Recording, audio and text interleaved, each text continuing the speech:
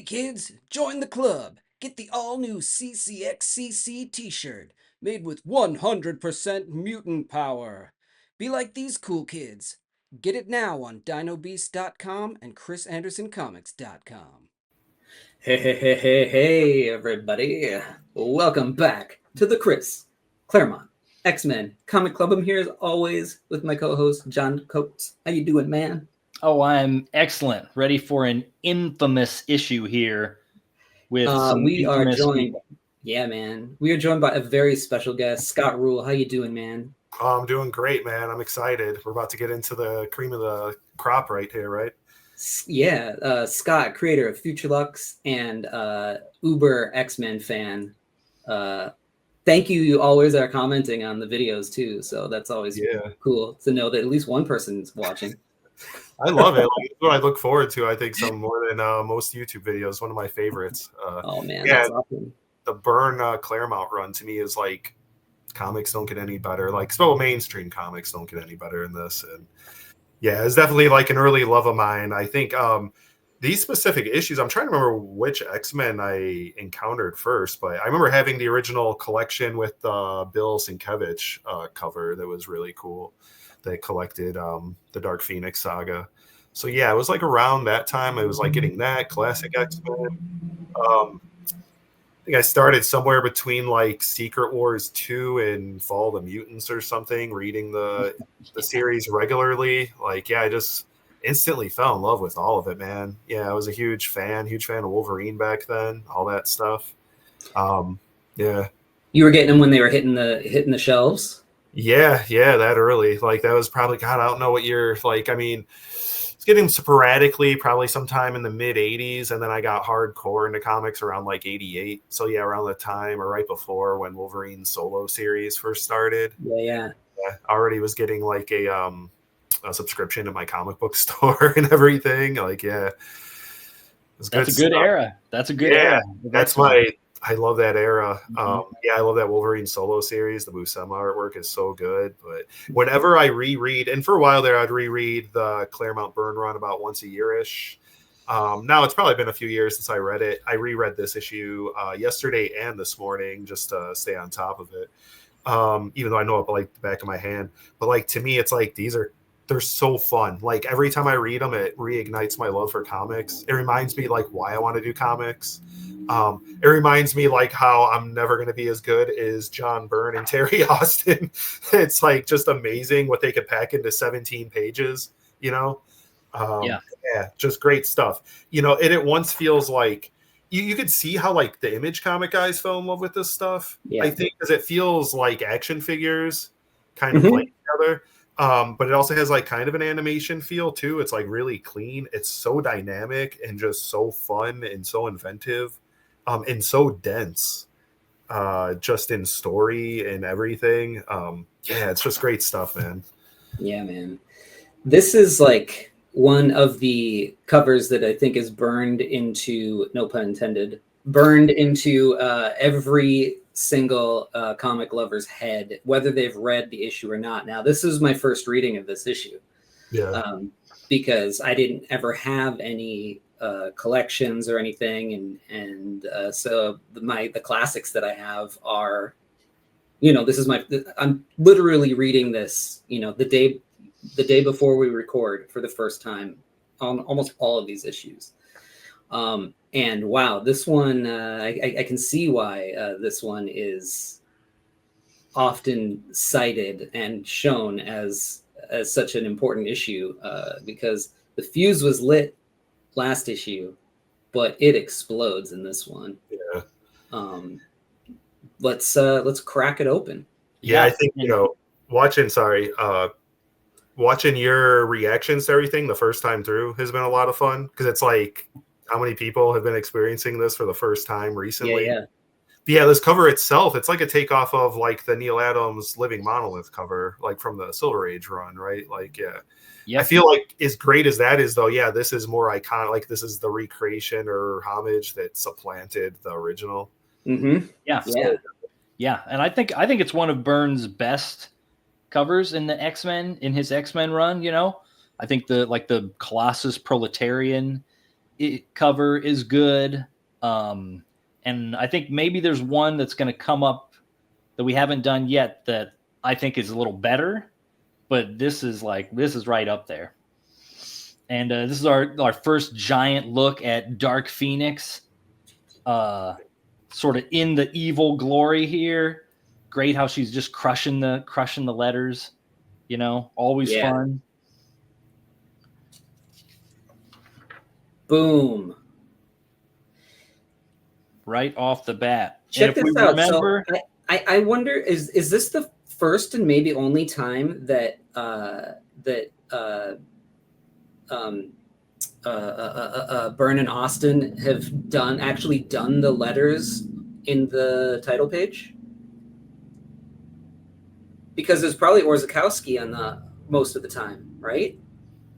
I don't know if they've ever actually incorporated it into the art before, because it's super effective and striking. Yeah. I want to say there's one issue we've looked at where they put the letters in, and it's sort of like a Will Eisner style. It was like in a building or something. Yeah. Right? Yeah. Okay. Yeah. Yep. I recall that one now. Yeah. But other than that, they don't do it that often. Yeah. Okay. But it's great to see it and it's like sketched in, so it's like an explosion, Yeah, and how it's like the dark is actually in dark and the Phoenix is in the negative space. It's just brilliant. It's so brilliant. And also like this issue, and I think, is it the next one or the previous issue? Like Bob Sharon's the colorist, not Glynis. Yeah, the previous one, right? Yeah. I think it was also Bob Sharon. I wonder if it was because of what's coming up, because whatever the last chapter of the Dark Pheonix saga is like double length or what, a little bit bigger. So they're giving her room to really give her all into it. But it looks great. I mean, I don't think he misses a beat or anything. It looks really good.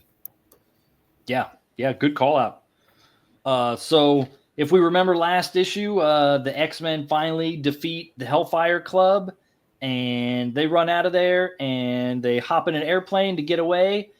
And all of a sudden, Jean flips the switch, and she becomes Dark Pheonix and blows up the airplane with everybody in it. And we're done. And now we get to go. Yet again. And right off the bat, it tells us, witness the birth of a god. Oh, my goodness.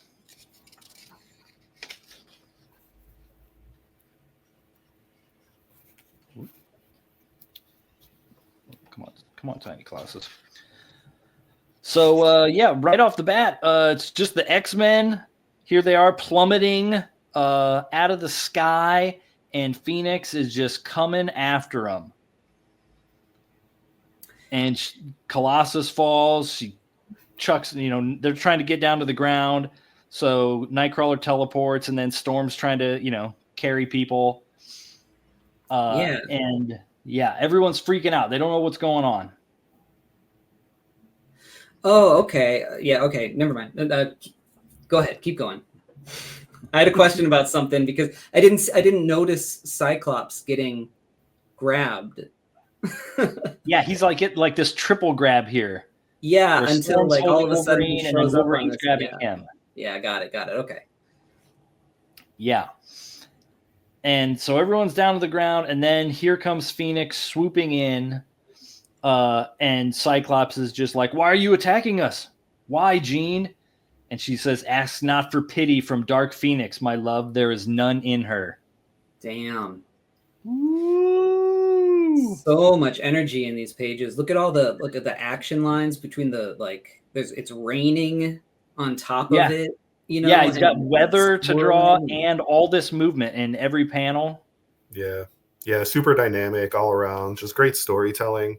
I gotta laugh because they're inside the jet and it explodes. Not a lot of debris, and their costumes are okay, but let it slide. Well, it must have been. Yeah. It must have been. It's a different age. It was a different era. But I love it. But yeah, these pages, it's so thick. It's just so dense with so much going on, and great storytelling. Mm-hmm. That's a really hard thing to pull off because of so much action lines and everything, it has the potential to get really muddy, and it does get really muddy. Like you said, the action lines lines have to follow the lettering, you know. Yeah, the action lines with the weather lines, it's just it's so much, but it's super crisp. It's so clear. Yeah. Oh, it's just amazing.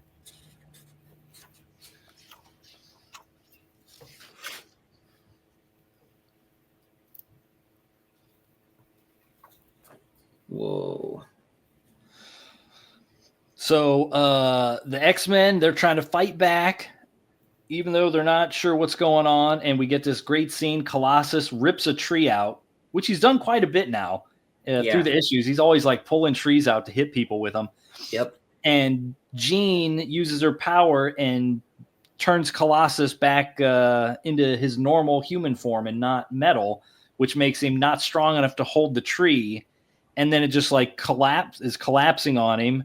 And then Wolverine tries to help, so then it collapses on him too. And then she turns the tree into solid gold, just pinning him to the ground. So just instantly, they're out of the fight. She's just brutal. And then we get Storm here. Yeah.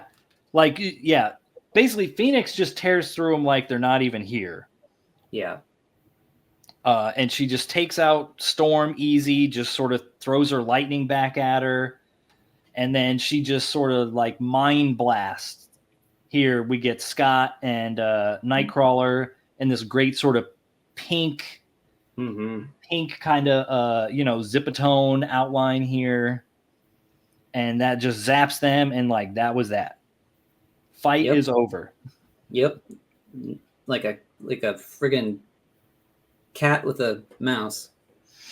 Yeah. And Jean, as she's sort of floating down to the ground here, says, "By striking you down, I cut myself free of the last ties binding me to the person I was, the life I led."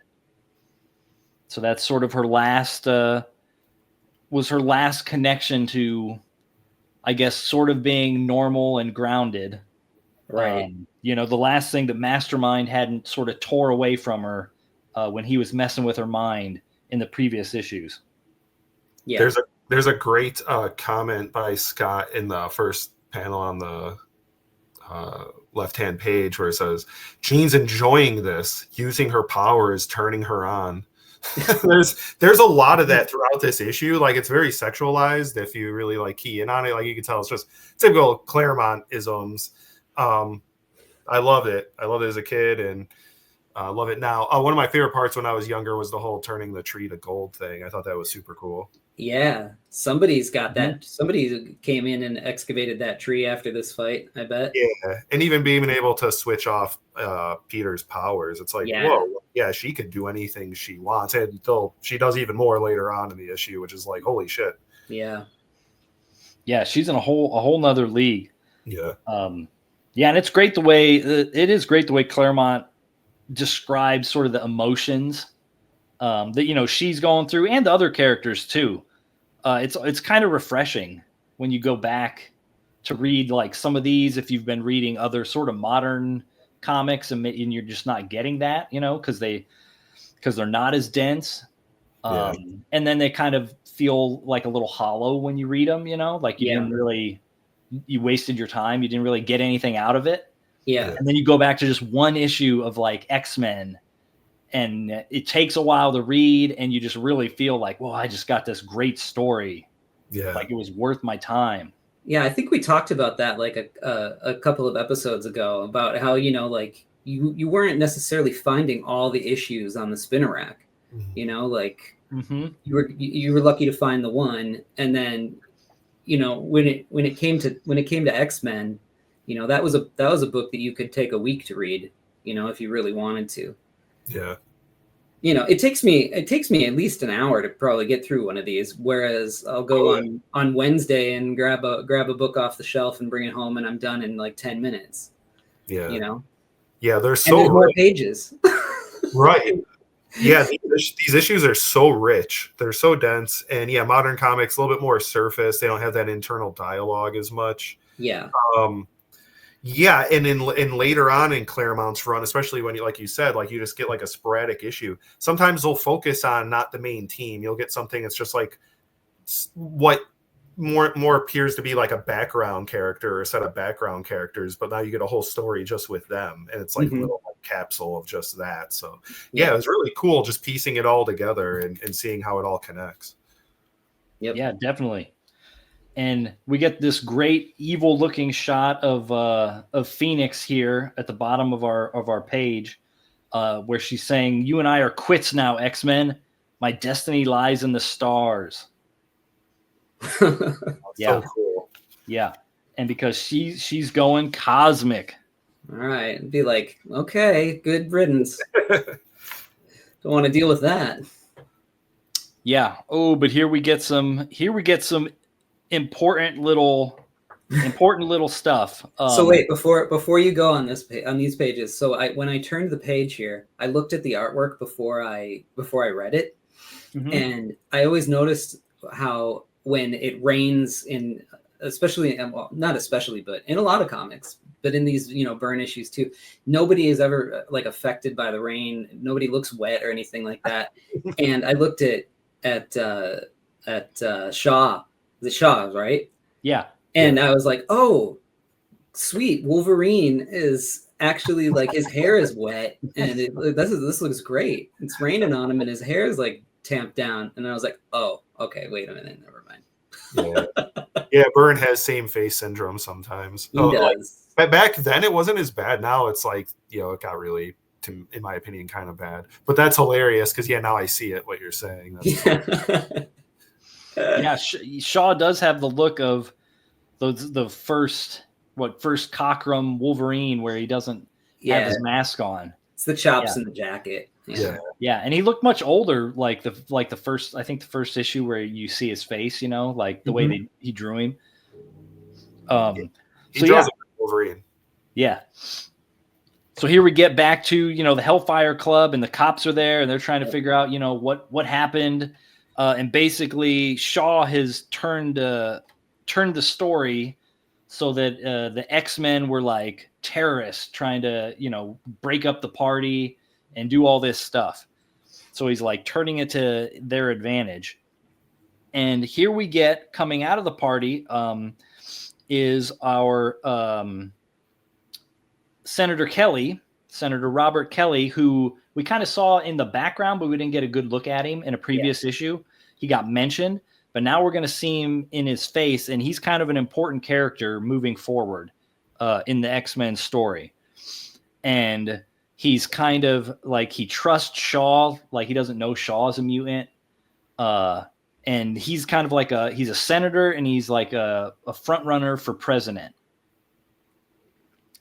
which can't be good because he's hanging out with these bad guys, even though he doesn't know they're bad. Right. And he's kind of talking about like, oh, these muties, and what they were doing. And Shaw here, because like this police officer is telling him like, well, we can't handle mutants. Like you need the Avengers or the Fantastic Four or S.H.I.E.L.D. And Shaw basically throws in, well, hey, there's another option here, Senator. How about Sentinels? Ooh. Which is also kind of weird that, he's a mutant, but he's pitching the idea of Sentinels. So, he's got to have something up his sleeve here. Yeah. And this is kind of a good sort of foreshadowing moment for what's going to happen down the road. And then all of a sudden they look up in the sky, and we get the great big firebird of the Phoenix. Just sort of explodes. It's funny how, Chris Claremont is what he does best. He just seeds all these little plots. Like he's not even done with his opus yet, and he's already prepping the next one. And I could be wrong, like it has been a minute, but like wasn't the one backup story, I think the one that introduced the Hellfire Club, isn't it like a bunch of Sentinels tearing into the building? Or am I remembering that wrong? Like the building's being attacked, the John Bolton one.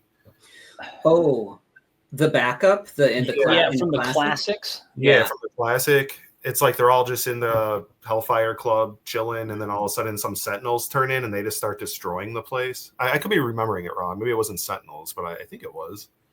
Now my brain isn't working. I wish I had my trade close at hand. Yeah, I think you're right. Aren't they also in don't they show up where they're like watching Sentinels on a screen too? Like when the X-Men are up in space? Yeah, it sounds vaguely familiar. Yes, yes, when they're in shadow. Right? Yeah. Yeah, and then they're like, somehow Yeah. being able to watch that. So they've got Sentinels on their mind. Yeah. Yeah. Got a Sentinel boner going.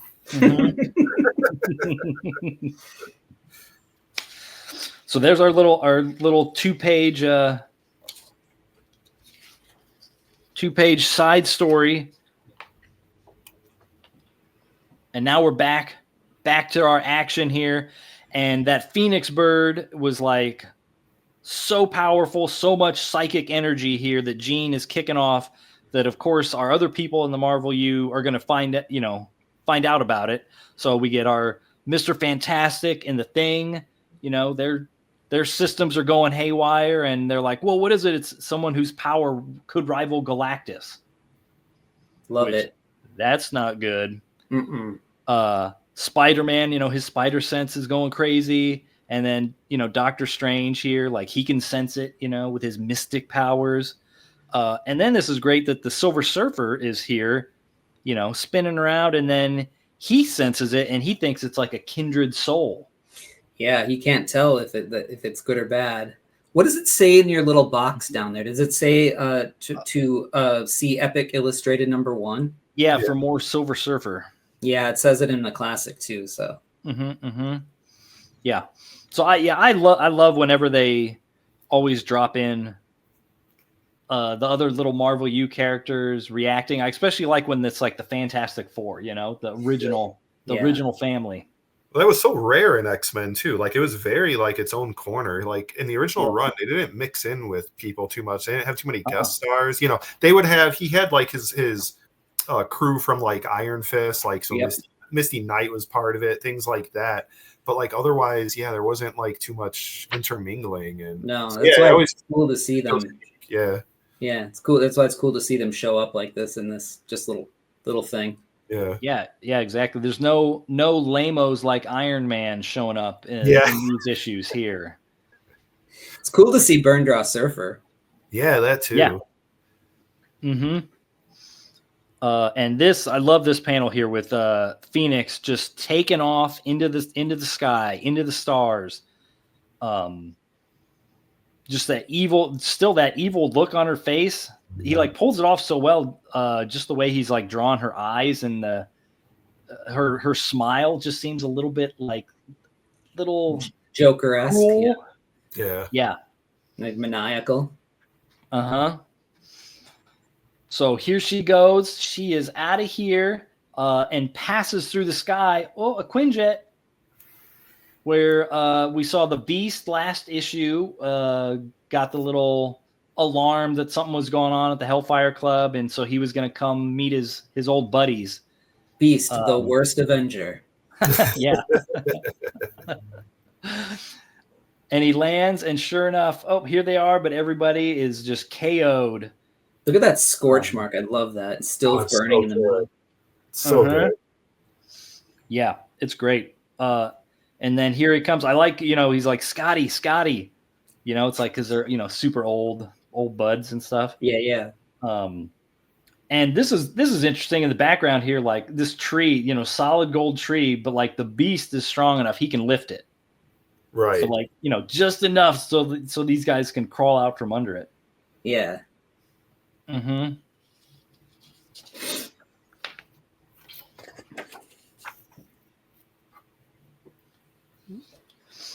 now we're going to cut away from them quick, because now we got to see, what else is going on. And we're going to connect again with the professor, who's still out in New Mexico or Arizona, wherever he was, hanging out with Angel. And of course, he felt the psionic energy, and he's talking on the screen to our other professor, Moira McTaggart here in Scotland, with her and Banshee. So like now we've like reconnected with like all our old X-Men. Yeah, this is great. It's all just coming together, this issue. Everything. Yeah. And Angel's all worried, like, hey, what's happened? And the professor gives us, he's like, well, the simple explanation is that power corrupts and absolute power corrupts absolutely. And, you know, the professor's always like sad about like Jean, like that he could have like, he thinks he could have prevented her from becoming as powerful or from maybe going crazy or something, you know, he like takes it real hard. Right.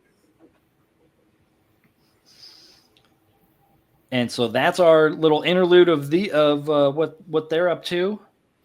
And now we go back to Jean, and here she is just sort of flying through space, just sort of enjoying the power that she's got going on.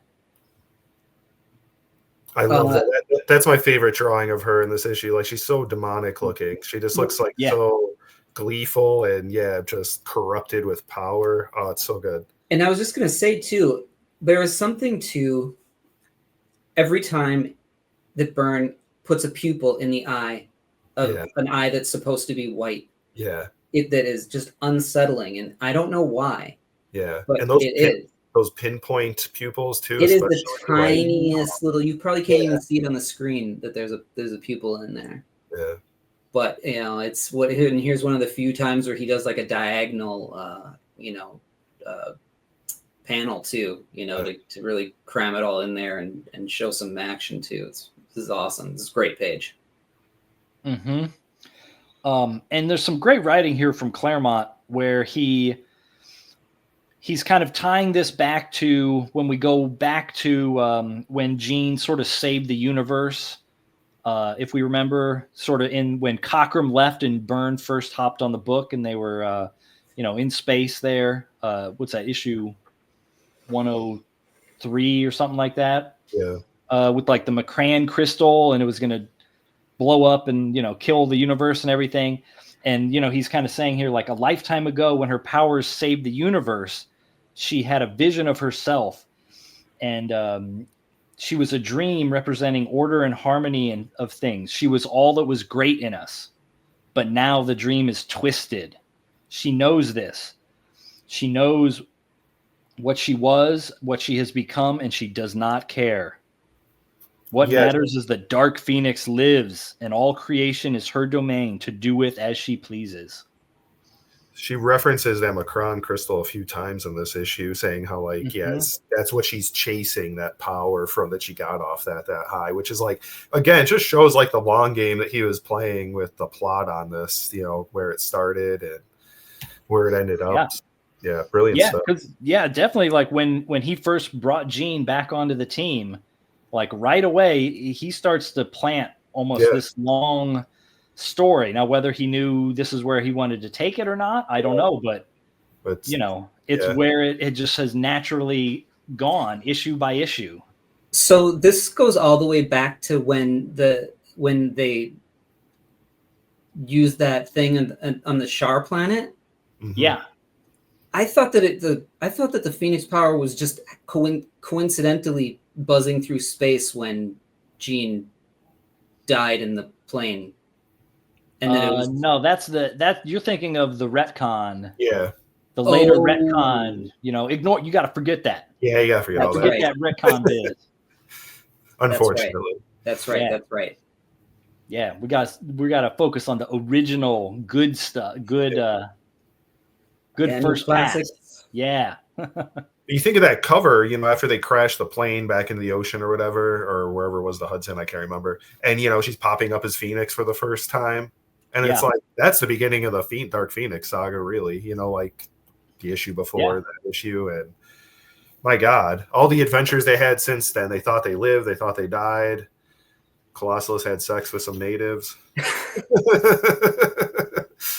Yeah, he did. They went to Japan, they went to Canada. Like, just so much has happened. Yeah, and and that whole time Jean's been trying to figure out like her elevated power levels, and then while she's sort of vulnerable trying to figure that out, then we get the freaking mastermind has to come in and start messing with her, and that just screwed everything up. Yeah, maybe in that You know? respect, Professor X is right. Maybe, or I don't know, like his thoughts about if a Mastermind hadn't corrupted her, and if Professor X was able to like control it somehow or keep her on the up and up, I don't know if it's possible because the Phoenix Force is so powerful. But yeah, maybe there's something to that. We'll Yeah, never you know, know. and he was gone too. He went to space. Yeah. He was So chasing he wasn't tail. around. Yeah, he was chasing bird-headed ladies, feather-headed ladies. He loves feathers and scales, I guess. Yeah.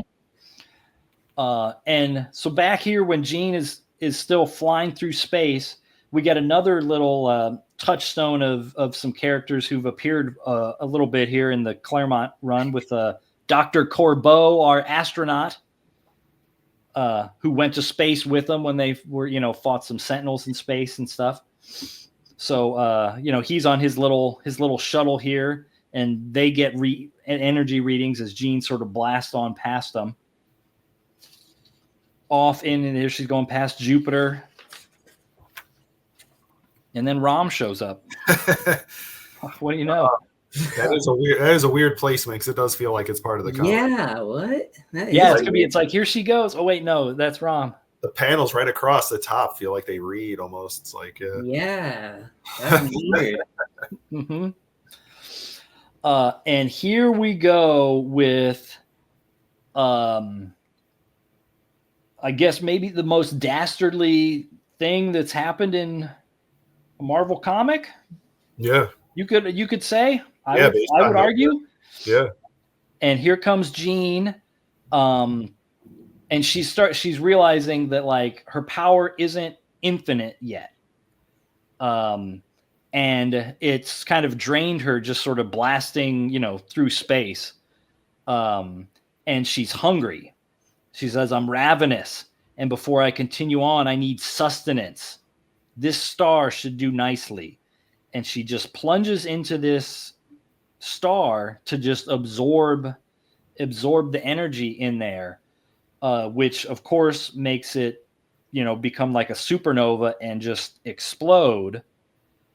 But here we go. Orbiting the star is a system of 11 planets. The fourth is inhabited by an ancient peace-loving civilization. This sequence, and especially that panel, remind me of the beginning of Transformers the movie so much. Oh, yes. Where Unicron destroys that peace-loving robot planet, and they're all like, "Oh my god!" Like they look similar. I mean, was that like 5 years later, 6 years later from this? So I'm sure it had an influence. I mean, this influenced so much stuff, but yeah, and it's and the way he describes it here, like they're confused, frightened. What has happened? Have time to curse cruel fate or make their peace with their god. Then they all die. I mean, Galactus does this on like a daily basis, right? Yes, but do they ever show like him consuming inhabited, right? Like the inhabitants of a planet, as he kills him. Maybe later, maybe after this. I don't know. But or he gets thwarted, and like here, look at this sequence. Here is like the star. That's so good. Explodes, and like the front side of the planet, everyone just is like cooked to death, and then it just sort of comes over top, and then but half the world dies in its sleep. They're the lucky ones because they were on the backside, so they were, it was like nighttime. I love this. Yeah, that paragraph. Those few awake on the night side are treated to a spectacular, once-in-a-lifetime aurora borealis before death claims them. Chris Claremont's so awesome. Like, he could be overwrought at times, but when he's on, he's so on. He's really on, yeah. Mm-hmm. Yeah. So good, so amazing. And just terrifying, Yeah. This planet just blinks out. So, yeah, right there, like the Phoenix, just without a care in the world, just, murdered a billion people, alien people, just like that. Yeah. And just so happens that nearby we get this awesome spaceship. And here's our feather-headed avians, the Shi'ar. cruising around because this is sort of like part of their territory, their empire, you know. Mm-hmm. And they're out and about keeping an eye on what's going on. And they, of course, they're like, wait a minute, was that star stable? And they're like, yeah, it was supposed to be normal. Like it shouldn't have had any kind of flare up at all. And then they see coming out of that sort of destruction is somebody flying through the air. And of course they freak out. Great reaction here by the captain of the ship. And they zoom in and it's a humanoid. But what kind of creature is it? And so he's like, sound battle stations. We have to engage it. And they're like, is that wise? Well, it's necessary. Badari was an ally of the Empire. 5 billion people exterminated by that thing. They must be avenged. But what, if she just killed 5 billion people, like, what are you going to do, spaceship? Yeah, now she has infinite power. Uh-huh. But, good on the Shi'ar coming in hot here, trying to like zap her.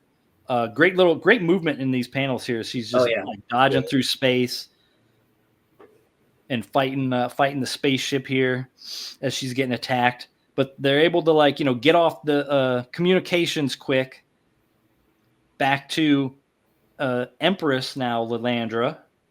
And here she is waking up like, whoa. To get with her orb with Charles's picture in it. Yeah, I was just gonna say. Yeah, yeah. It's almost weird. You almost think like, is he talking? Yeah. But and this is great. Like that they show. Like you can see the flaming bird coming in behind the ship as it's getting attacked. Yeah. In their message to the Empress. I love how she's like went right through the wing too, and then you see it like smoking on the other side of it. Yeah. It's like a very subtle thing. Yeah. He's great at drawing like spaceships and stuff. Yeah, and then how they're the light is so bright that he excludes lines there, and it's just a shadow. Yeah, it's an amazing effect. Mm-hmm. And it's great the way it's like having the white open panel, like amidst all like the denseness of all the like the color and the black of the space. Yeah, you really feel it. Mm-hmm.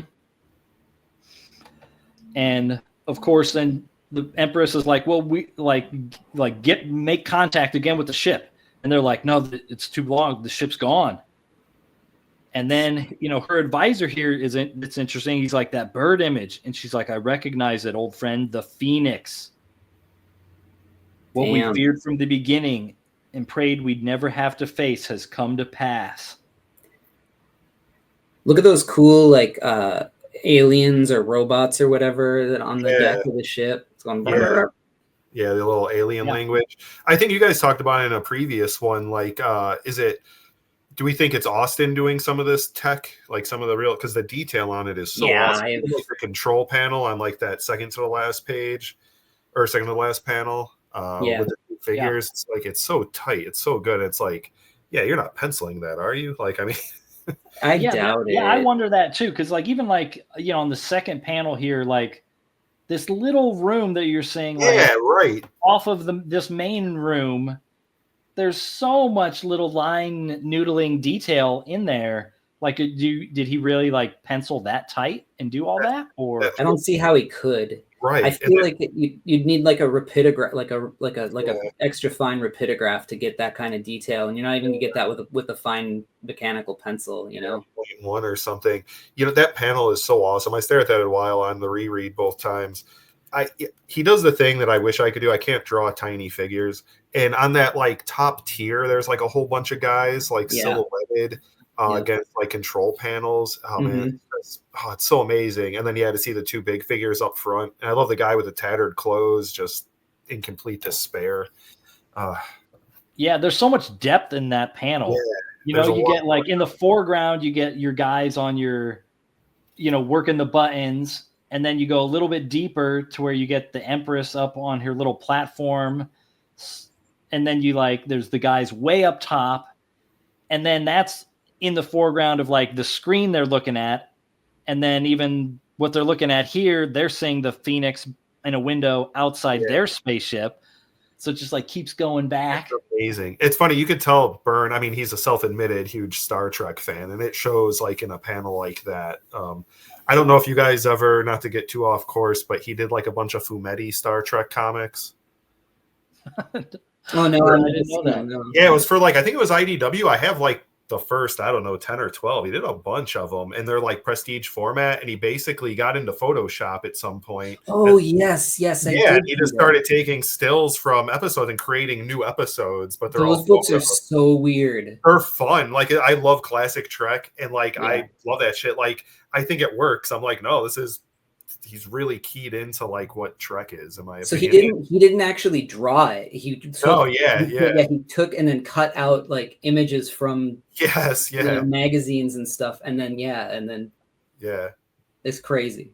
Yeah, it's great. It's fun and stuff. then they put it out, right? Like they put it out. Yeah, they came out as individuals. I bought the individuals. They're like $10. They were kind of pricey, $10 a piece, but they were thick and they were fun. And then they put out collections of them. I think there's like 2 or 3 collections.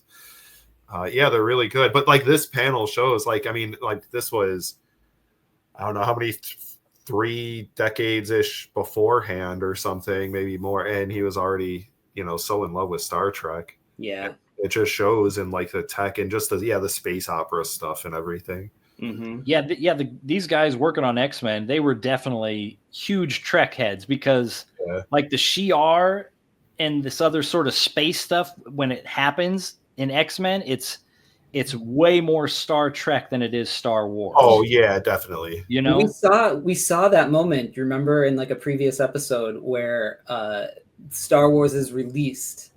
Like it's like, you can tell it's like the month Star Wars is released, and a couple issues before it was like the deck of the Enterprise is what all the ships look like, and then Star Wars is released. There's mention of Star Wars in the issue and of a Wookiee or something like that, and then you go and you see the tech of the ships, and it's all Star Wars looking tech. So there's this shift that happened. It was so funny, and then over time it was like, all right, the popularity was. The buzz of Star Wars is fading. We love Star Trek. Let's keep going with the Star Trek stuff. I mean, and the Shi'ar themselves, like they look like a Star Trek design. Right? Yeah, they do. It's it's a little bit more sophisticated. It's a cleaner type of a image and tech and society and all that. Yeah, they're very Vulcan-y kind. They have that kind of what do you want to call it? More classical feel. Yeah, they're not like, Star Wars is grungy. Yeah. Like Star Trek is not. Although Cockrum designed them. That's true. Yeah. That's true. But, he described himself as like a big Trek fan. But that makes sense then. Yeah. They were all bearded guys wearing flannels. Like, yeah. They all like have beards and glasses. Yeah. Like when they draw themselves, like you can't tell who they all look they're actually drawing until they say their name.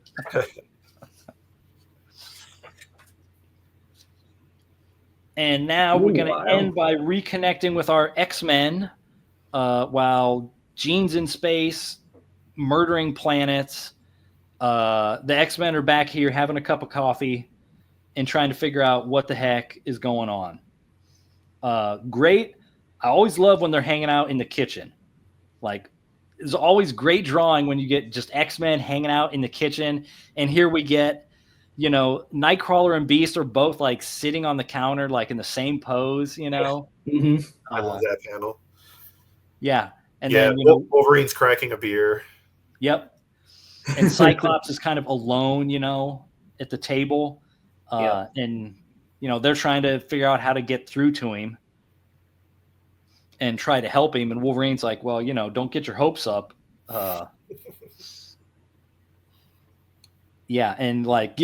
And Storm's like, giving up, Wolverine? I find that hard to believe. And he's like, I may be stubborn, Roro, but I ain't stupid. I'm a realist. And realistically, Jeannie trashed us without even raising a sweat. Yeah, let her go. Uh-huh.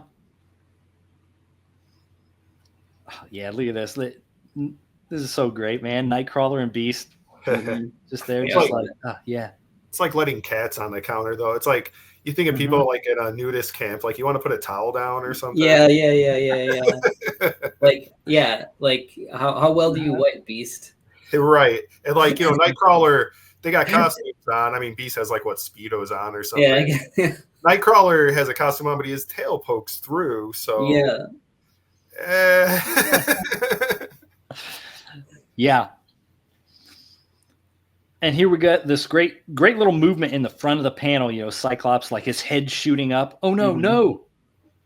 And they're like, whoa, what's wrong? And he still has his little psionic rapport with Jean, and he can tell she's returning to Earth and she's hungry. Uh-oh. And like, boy, is that ominous, because she was hungry a couple pages earlier and ate a star. Yeah. And killed a planet. And again, we end with like one of these great shots where the X-Men are all like looking at us, which is always a great. I just love that. Yeah, as a way to end, and like, it's like you connect with them as your cliffhanger there. Next issue, Child of Light and Darkness. Oh man. Yeah, this was a banger. This is the banger. This is the biggest bang. It's supernova. Like, it's so big. Yeah, it's just so it's so perfect. Byrne, Claremont, they're all at the height of their powers in these issues. They're peaking. It's so good. Yeah, and we get this great little on our mail page here where Claremont mentions that next issue, issue 136, will be 5 years exactly since he wrote his first X-Men story. Wow. We condensed 5 years into 4 weeks? Whatever number we're on. We're on 7. Like 47, I think. Oh, we're at 47? Yeah. Wow. Yeah, wow. Good job, guys. So what do you guys think of here our big introduction to Dark Pheonix? You know, if I just picked this one up off the stands and stuff, I'd think it was really cool, but the arc and the scope of everything leading up to it is where the meat and potatoes of this thing really is. It's where that is the impressive part of it, you know. Yeah. The way that Claremont is crafting this epic and has been seeding things very lightly all to this point is absolutely brilliant. Yeah. And then you can see with the you know, sort of interlude with the Hellfire Club that they had there, already he's seeding something else for later on, you know. It's like it just doesn't stop. He's just going. Well, and I don't know if anybody else did that in this way. Yeah, not back then, I don't think. I can't think of anything. But even coming off like the previous arc of the Hellfire Club, that has so much energy, you know. And yeah, they're introducing all these different elements. And yeah, it's still carrying along the main narrative, but it's like, you know, a little story unto itself. So you don't even have to go like too far back. So yeah, that original collection I had, I think it starts with, I can't remember the issue number, but the one that introduces Kitty, I'm almost positive. Because it's like you get Kitty, then the next issue you get Dazzler, or, you know, within those 2 issues. And then, yeah, they fall into the Hellfire Club thing, and it's just like, it just keeps moving forward at like a breakneck pace. And then you get this, and it's like, whoa, now we're in outer space. And not to do spoilers, but yeah, it just keeps going, and yeah, it's so good. It's like 2 issues, you're going to be like, how did we get here? Like we were just, and even the next issue, again, no spoilers or anything, but it's like, yeah, it has a very like different tone, and yeah, there's some really great stuff in it. Yeah, and I feel like the payoff here is like, it feels satisfying because, like you said, Chris, we've had all these issues where everybody's like worried about Jean and they're kind of scared of like what might happen. So like we're always like, we've just been wondering this whole time, well, what's that really mean? Like, what's that really going to look like if she becomes evil, or if her power messes with her too bad, or, you know, if she takes it too far, and like, well, now we found out. Yep. And it's like beyond what you could have, like, you were thinking of. Yeah, like how do you even stop that? Right? Yeah. Like you said, what's worse, like Galactus, I guess, like in theory, but we never really see it much. Or Thanos, I guess, maybe, like at times. He's not even invented yet, is he? Yeah, right. It's just like at 10. Well, I think he was. That was like is he maybe? Starlin's, and Starlin's run. So like a couple years before, maybe. Mm-hmm. And yeah, that was pretty good. I mean, maybe that's the only other thing that maybe comes close, but I feel like it didn't really. The ending's good, but I don't know if it really seeded it as much. I'm not as familiar. I know I read it like a couple of times, but this is something I've read like dozens of times. Yeah. Mm-hmm. Amazing.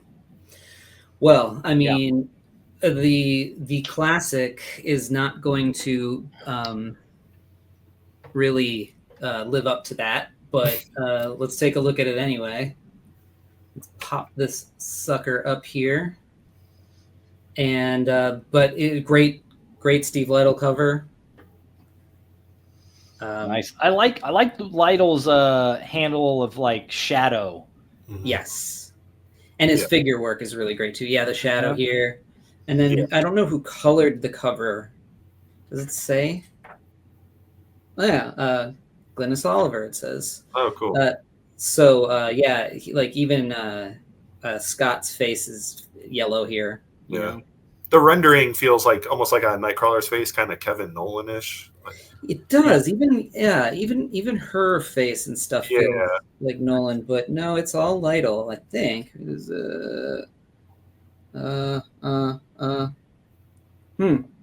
yeah, I don't know. Actually,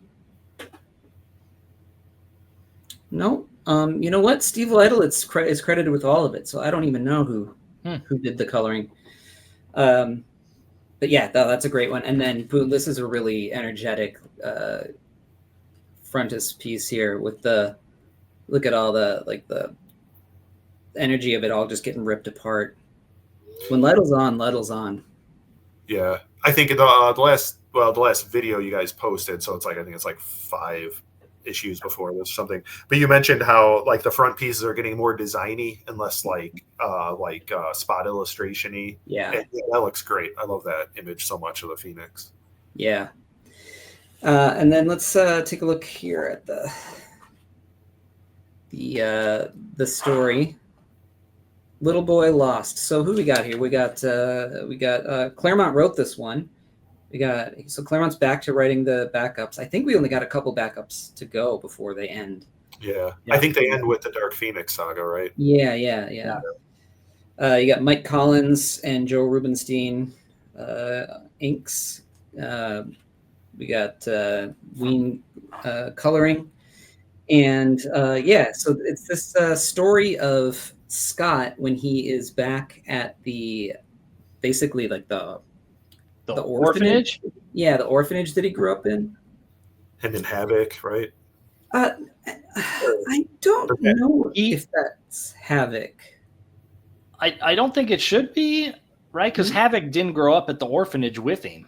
Oh, he did. He calls him Nate. Okay. I know what this is. Like, okay. So I think so. I feel like this backup has more to do with what was happening concurrently in X-Men. Probably. So Nate, I believe, is supposed to be the Mr. Sinister. Yes, right? Yes. But he didn't have a chance to like play it out the way he wanted to. So that becomes one of those jumbled things that Claremont never got to finish. And so he fixes it here. Yeah. Right. So he's got this thing where, this Nate kid and there's this bully that, is, fighting him, and Scott gets in, intervenes, and Mr. Anderson here comes and breaks him up. And he's sent to the infirmary with this, like, smoking hot new nurse that just started. The face of Scott goes from child to middle-aged man real fast in here. So that's a little bit jarring. But you know, she's, you know, talking to him, and she's kind of like, you know, you're not a fighter, Scott. You know, you don't need to be a fighter. You don't need to be a hero. And he has this dream of where the place being on fire, and he sees his parents and all this stuff. And as it goes on, you know, the nurse comes and is like, you know, trying to, you know, talk him through and stuff. But this rift is growing between this Nate kid and Scott now because of this girl who's getting in the way, and or this, you know, nurse who's getting in the way of their friendship, or kind of driving a wedge between them.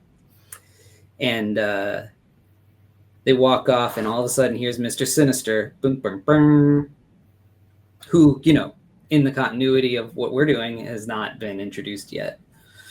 And yeah, so this girl, this nurse, kind of inquires about Scott. The secretary says that, oh yeah, he came here from this hospital. He was in a coma for over a year with his medical history. He's brain damaged, you see.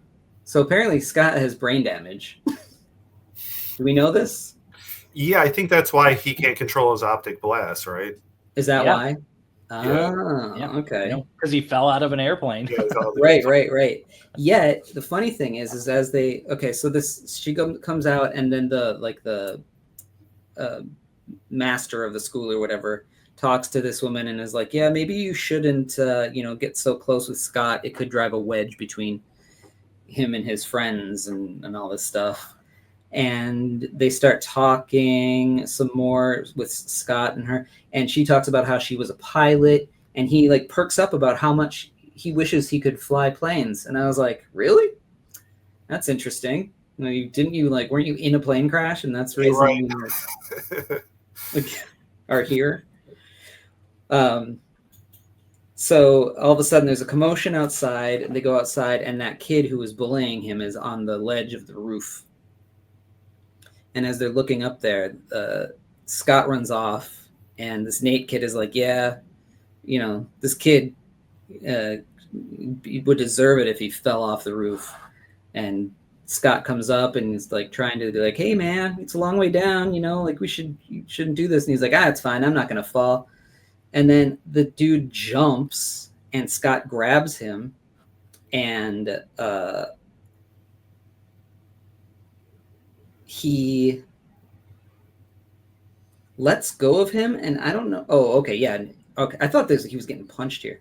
He accidentally lets go of him, and the kid falls to his death.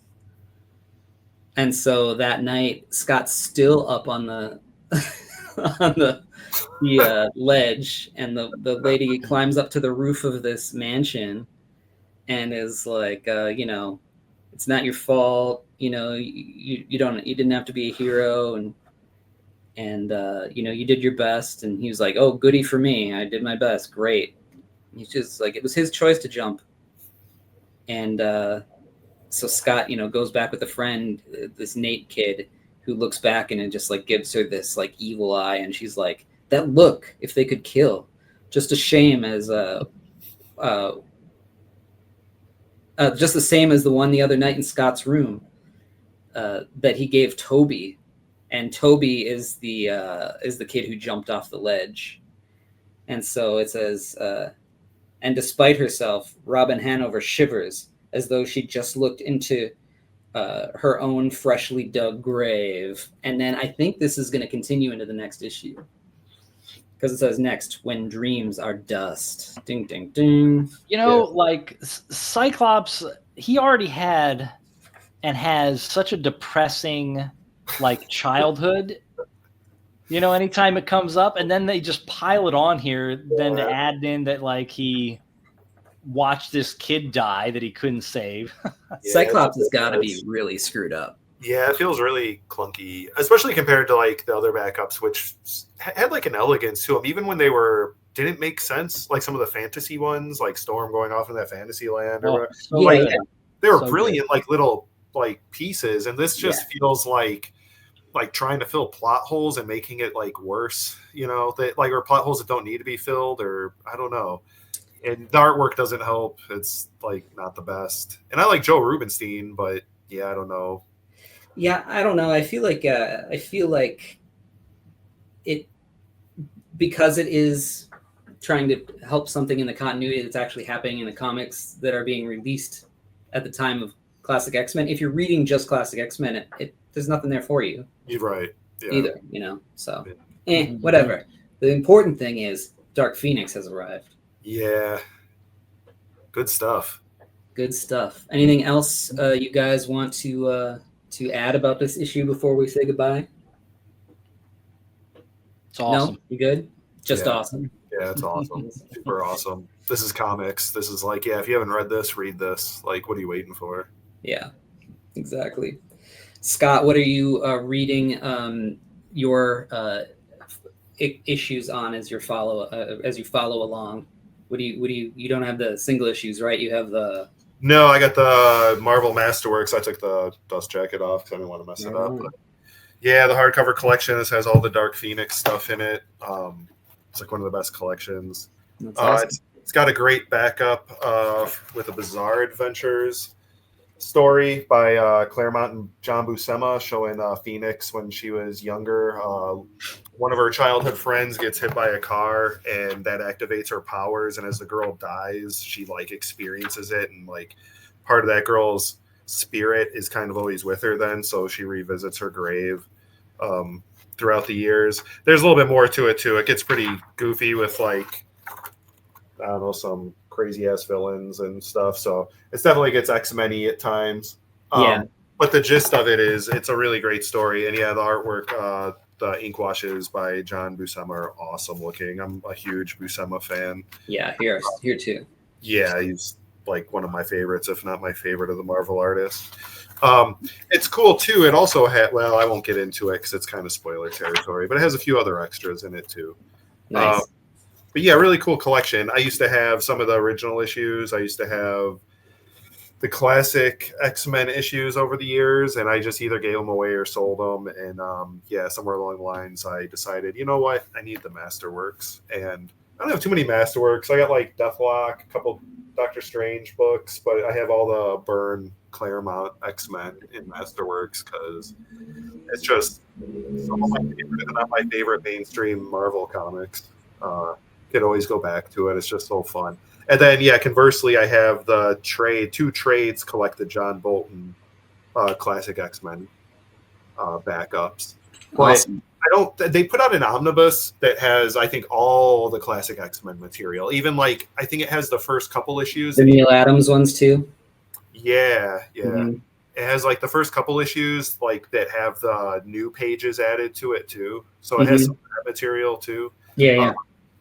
But I don't have like the Ann Nocenti backups in any kind of collection. And maybe a couple of those I never read before. I'm not sure, but I love the Bolton stuff. That's some of my, I don't know. Yeah, put a gun to my head. That might be my favorite Marvel Comics material.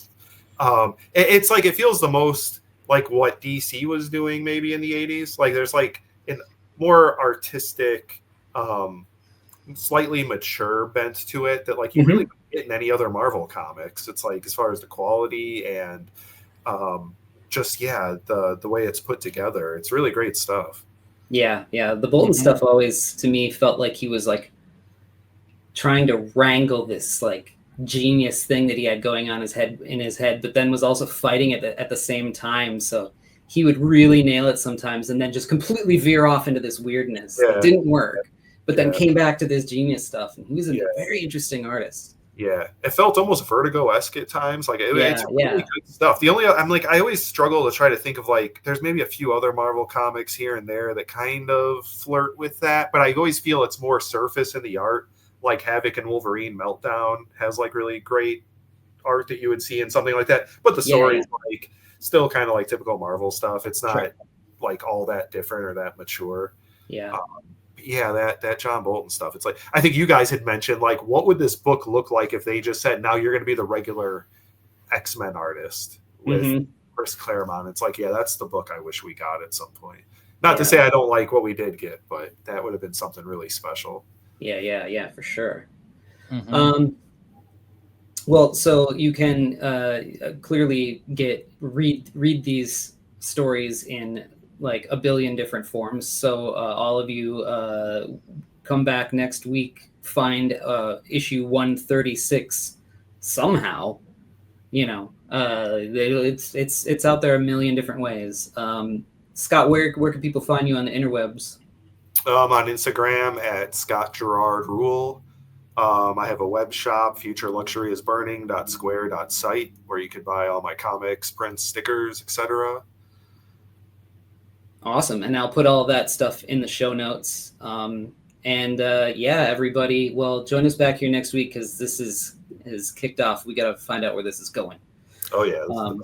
Scott, thanks so much for coming on and guesting on this. Yeah, thanks so much for having me. I'm thrilled. Like I said, I love watching you guys. This is some of my favorite stuff. Awesome. And not quite yet, but we'll all have some things that we will be announcing in the short future that you can all get excited about. I won't say anything more. Anyway, everybody. John, you got anything else to say? No, sir. Just be excellent, everybody. Be excellent. Later. Check out dinobeast.com for all things John Coates like Dino Beast, Ninja 4, M.L.F, Berserker, and more. ChrisAndersonComics.com is where it's at for books like Chaotic Neutral, Spectral, A Showcase of Fear, Lost Angels, and more, plus apparel and original art. Also a link to Patreon where you can read Three-Headed Pigman now. Don't forget to like, subscribe, and hit the bell icon. We'll see you next time on the Chris Claremont X-Men Comic Club.